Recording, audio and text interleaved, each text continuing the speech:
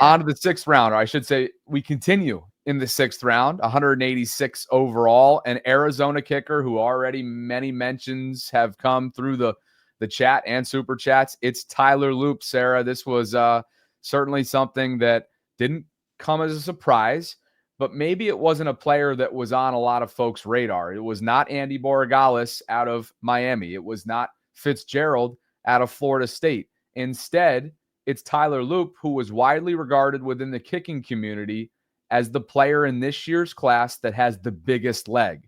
Mm-hmm. So big that this past season at Arizona, he hit from 62 in a game. Now, he was 18 of 23 in total, and here he is from 65, by the way, if 62 wasn't enough for you. This is in practice, not in game mode with his pro training session here. Oh, and how about 70? Is that all right? How about 70 for you? Loop's got a big leg. Sarah, last year, he was 18 of 23. Nailed it. He was 6 of 9, though, from 50+, a.k.a. 3 of those 5 misses came from 50+. Randy Brown and the Ravens coaching staff, from a kicking perspective, clearly see something in him. They chose him in the 6th round, and all that remains to be seen is he Justin Tucker's successor? We continue to wait for the NFL ongoing investigation to release their findings, its findings on Justin. The Ravens had to do this. They needed the insurance. They went and did it on day 3. Yeah, this is probably where Side Blitz is talking about, because the Ravens had such good value with Malachi Starks and Mike Green, that to go all the way down to number 9, right, might feel like it's bad value at the end of the draft. And my guess is this pick right here, Tyler Loop, a kicker in the 6th round, probably hurt that value. But Bobby, you and I had, I'm pretty sure you were in agreement with me, but I had predicted the Ravens for sure going to use one of their 5 6th round draft picks on a kicker.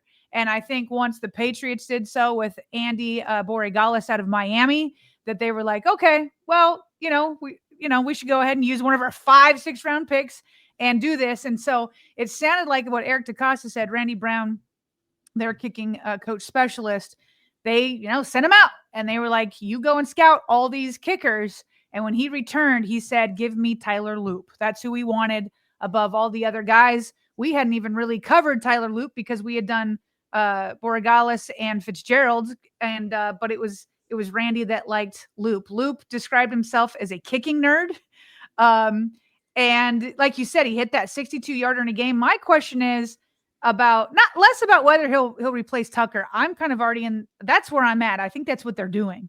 John Harbaugh asked if he told Justin Tucker that they'd be drafting a kicker, and he's like, yeah, I actually did. He goes, he probably already knew it anyway. He had seen all of our comments, because they said over and over again that they were going to go out and get a kicker. They were very clear about that.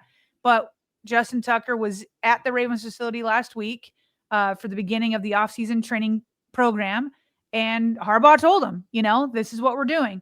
To me, it's less a question of if he's going to replace Tucker. My prediction is that he will. I'm more interested in, is this guy out of Arizona going to be able to adapt to the AFC North and the weather that goes on in Baltimore and Pittsburgh and Cleveland, off the lake, all that kind of stuff. But you know what? Justin Tucker was out of Texas, and that's pretty nice weather too. So guys can adjust. And he's already talked to many of the Ravens. He's even talked about part of the kicking operation, snapping, holding, all that kind of stuff. And so this was probably the most hilarious quote to me from all of the press conferences, is they asked DeCosta if Loop was gonna replace Tucker, and he said that Loop is talented and he really hasn't thought about how it impacts Tucker's roster spot at this point.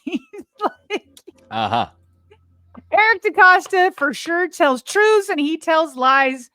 That's what he does to make sure nobody knows what he's really thinking. This one might have been the most easily detected lie. Give me a bunch of blue caps in the chat, because that's what I didn't ever think of that. Could Loop, who we just drafted with what people are saying is terrible value in the 6th round. We've never drafted a kicker before. It's always been undrafted guys. We've never done that. But my goodness, I've never even thought about the impact it would have on Justin Tucker. EDC. Well, we all sit here remaining in wonder mode too, in terms of the umbrella over everything that you just discussed is how will he manage pressure management if he is indeed Justin Tucker's successor, entering a time where you are in Super Bowl or bust mode. And at some point, you will have to call on him in an AFC North game, in a do or die game, in a moment where you're trying to force overtime or finish up a game in regulation and walk it off. And how will he respond to that? It's really hard to obviously figure that out through the scouting process, but they feel like they have their guy. Will he have to become their guy right away? That obviously remains to be seen. We'll continue to follow it. In the sixth, again, one of 5 sixth-round picks was the aforementioned LeJohntay Wester, the wide receiver out of Colorado. He went 203 overall, 2024 honorable mention, all Big 12 conference. He transferred from Florida Atlantic, which I think is notable because Willie Taggart's the running backs coach in Baltimore, and he's the former head coach at FAU. So perhaps there was a little bit of inroads there. He had 326 career receptions. That's the most in FBS over the last 10 seasons. So very productive. But Sarah, they might not be asking him to catch the ball as a wide receiver. Maybe a little bit here and there as he competes with Devontae Walker and the rest of that back end of the wide receiver room. But they may very well be giving him a legitimate chance to compete as a return specialist, which was an area that they felt very unsettled at, not just last year. And Eric DeCosta admitted that during his press conference, but really in years past as well. That's exactly what they brought him in for. It was for the returner role. That's why at the top I said they really didn't pick anybody for, the skills positions on offense, running back, tight end, and I even kind of sort of put wide receiver in there, even though he's a wide receiver, because I think they brought him in for that returner job, and that returner job almost exclusively. Eric DeCosta in his press conference on Saturday said he felt like he didn't do a good enough job of making sure they had a returner. I mean, he didn't go out and spend money on a veteran returner, but he was injured off and on, but there was no real plan behind him. And so that's what LeJohntay is going to do out of Colorado. He's twitchy. He's got juke moves for days. And the Ravens need him. They ranked 16th last year in punt returns at 9.7 yards per return, while Wester had 12.12 yards per punt return last year. So it's almost a full 3 yards better. He did have a 76-yard return for a touchdown last year. And so, sure, as long as he's on the roster, he'll, be in the conversation for wide receiver. But you mentioned Devontae. Obviously, there's Flowers, and there's Bateman, and now Hopkins and Tylan Wallace. And so I really just don't see him getting a lot of shots at wide receiver, but the Ravens need a returner, and this is who they're going to turn to. And Bobby on social media, he's already showing love to the Ravens franchise QB. He put in one of his Instagram stories, LJ, we on the way, and had an eagle and purple heart emoji and tagged him in it. So I think he's already like, hey, I know I'm coming out there for returner, but maybe, just maybe, if I make Lamar like me, maybe I'll get some shots at wide receiver too. I absolutely love the Photoshop there. You can already tell he's going to fit in perfectly, and I cannot wait to see if he can give them some explosiveness, some much-needed explosiveness, which helps with flipping fields and overall field position, of course, when it comes to this Ravens offense. Not a fan chiming in says Wester will be the starting slot in 2026. Book that. And dreams, Sarah. It's smoke with the Texans from now on, but the Mike Green pick made up for it. Also excited for Starks, Peebles, and Wester. Make no mistake, we know what you're referring to, Queon. Jaden Higgins was taken by the Houston Texans, and that was Queon's pick the entire way. We know what you're saying. Leon Hargrove showing us some love as well via Super Chat. We appreciate you guys for being with us. We are getting to the end of our pick-by-pick analysis.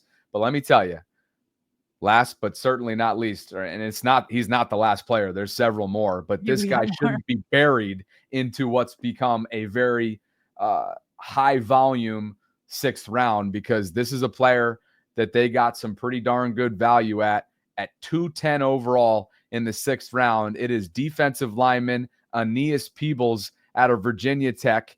He was first among defensive tackles last year in college football, Sarah, with a 91.2 pass rush grade in 2024. He is a bit undersized, and I think one of the reasons why that's really obvious is the chip that he clearly has on his shoulder.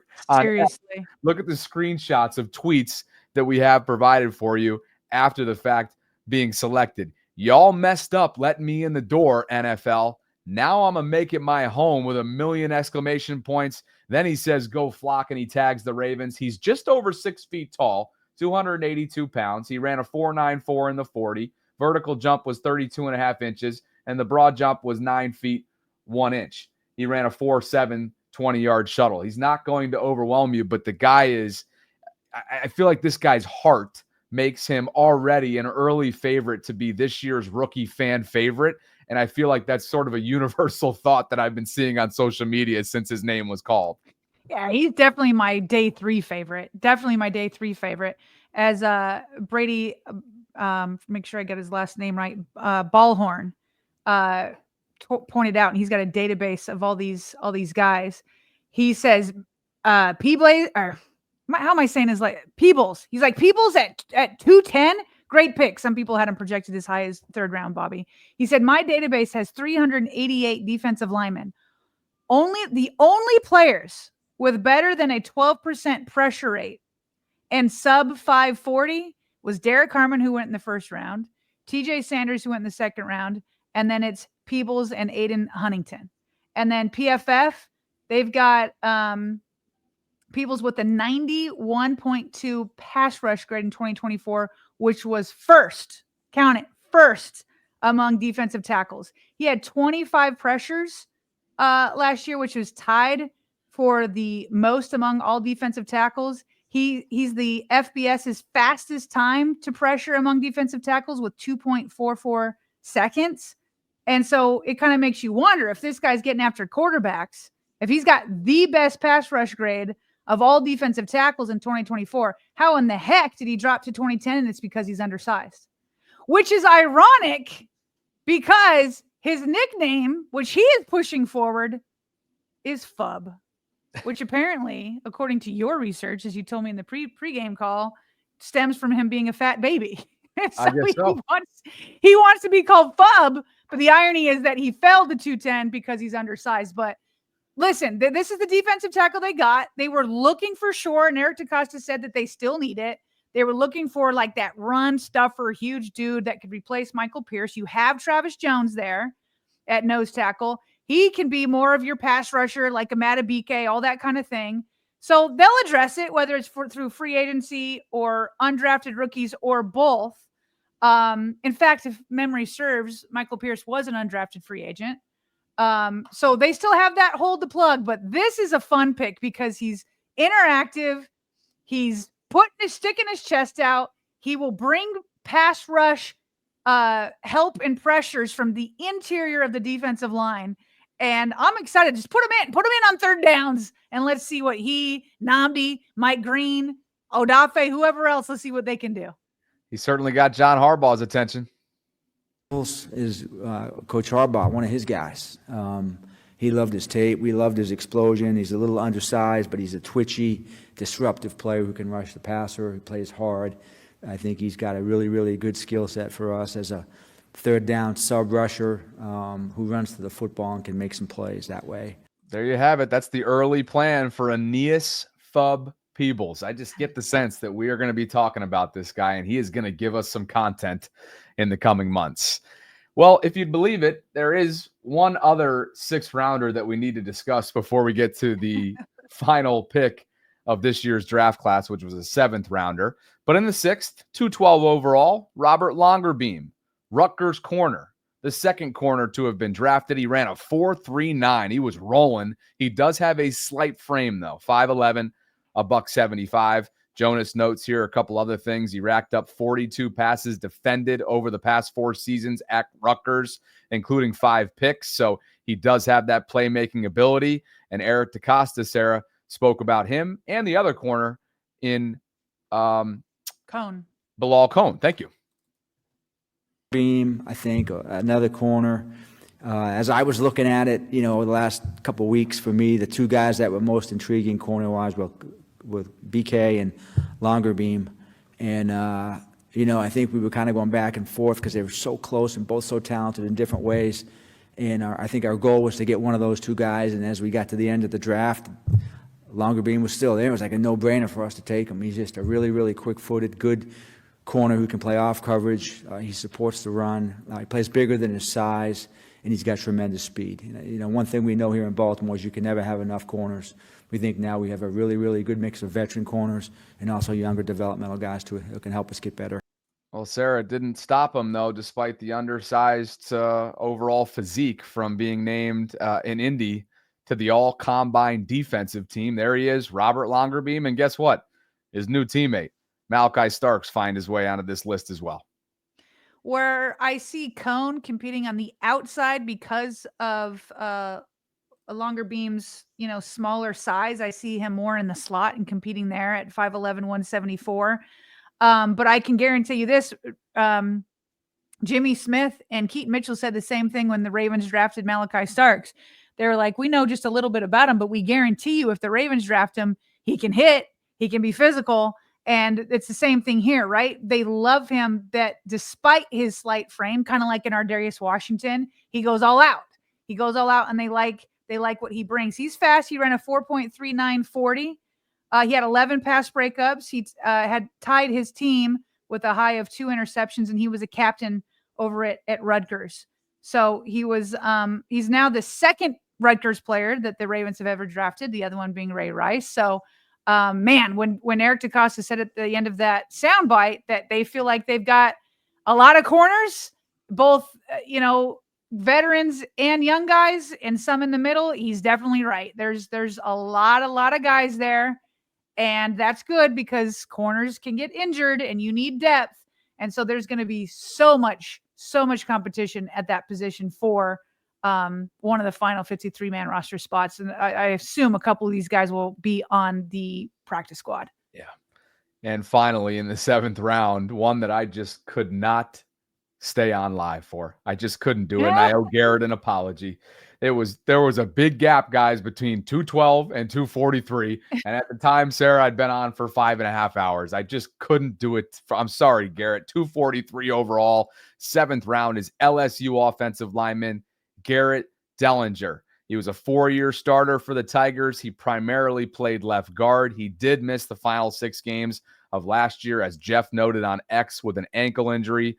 And yes, he became the 3rd offensive lineman to have been drafted over the weekend. And there are several others, by the way, that there have been reports on in terms of what we discussed earlier on when it comes to open tryouts for mini camp, so on and so forth, undrafted guys. And a nice little tie-in here to the Maryland area that Sam Cohn noted. He was born in Maryland, Garrett was, prior to his family moving to Michigan, and his mother, Stephanie, was the 1992 Gatorade Basketball Player of the Year in Maryland at Mercy High. So a nice little tie-in there. Eric DeCosta spoke about the fit and what they ultimately liked about Garrett Dellinger. Guy is Garrett Dellinger, another offensive lineman from LSU. We watched him this year at the Senior Bowl. He's a talented athlete, a big, wide-body guy, a true guard. He's physical, he's tough. I think he's a smart player. Incidentally, born in the state of Maryland, so that was kind of cool. A guy that we're excited about. We think he has traits, and we like the way he plays. Sarah, much like they did a couple years ago with Voorhees in the 7th round, who was also injured his final year in college, they go get Garrett Dellinger and bring in some developmental guard depth. Yeah, so this is the first time in the last 7 years, I believe, that the Ravens haven't drafted 3 offensive linemen in a single year. And he's the second LSU lineman. They must have loved those LSU linemen because he was right there playing in the same line as Emory Jones, the Ravens' 3rd round pick, swing tackle, Patrick McCary replacement. So he's had 30 career starts at LSU, 24 at left guard. He's only had 2 flags, 2 penalties, and 1,937 snaps. Yes, please. Likely probably fell a little bit in the 7th round because of that injury that he missed the final 6 games. So maybe he went under the radar a little bit, but another guy that I see a little bit more developmental. I don't know if he's going to beat out the other guys that will be competing for left guard, but I just like where the Ravens' head is at, where last year was kind of like the first phase of completely, reconstructing this offensive line. where they had 3 new starters and started with Roger Rosengarten. Luckily, Ronnie Stanley stayed healthy, and then they had two new guards. And so now they're taking the second phase of that, where they re-signed Ronnie Stanley, and now they're just putting in as much depth as possible, making guys compete. And so we'll see in the long run where Garrett will land. But as a 7th rounder, he's obviously, even though they got, pretty good value out of him, but as a 7th rounder, he's got an uphill battle in the competition. And that is your pick by pick analysis. All 11, count them 11. Ooh. They got an immediate impact starting caliber safety. They got the top edge sack getter across FBS in 24. You got some swing tackle potential replacement in there. You got guard depth options, which are multiple. You've got inside linebacker depth and a guy who could potentially provide you some special teams. Justin Tucker insurance with the biggest leg in this year's class. A return specialist favorite. Interior defensive line depth with day 2 value taken day 3, aka Mr. Fub, and never enough corners. Very easy to say on paper that it's an A, right? A lot of pundits are saying that's the case. Grading is always tough because you've never seen these guys and their game translate to the NFL level. But Sarah, I'd say it was a productive, successful when it comes to the objectives going into the weekend kind of draft performance for Eric and his staff. That's right. I mean, I think you said it best. Like, I think sometimes the grades this time of year is a little bit dumb because we don't know until they get on the field. I think what most people are doing is they have like their draft boards and they'll say something like, Mike Green went at number 59 and he's ranked number 12 on my draft prospect list. And so that's more, I think, what they're doing is just grading value compared to what they had on their own board. So ultimately, we'll have to look back and see how they do. But like I said at the top, to me, last year they got 2 studs at the top in Nate Wiggins and Roger Rosengarten. If they can repeat that with Malachi Starks and Mike Green, then that alone will be a great draft. And then you've got 9 others. And I do think we'll have instant impact from some of those 9, but more on special teams like Wester and Loop and Wester Loop. I think those 2, and maybe Buchanan, right? And so that's kind of what they got. The rest is like, okay, let's throw them in, have some competition. Maybe Emory Jones, becomes a guy down the line. And so really I'm looking for those top 2 hits, those special teamers, and then maybe 1 or 2 other guys developing long-term and being able to contribute.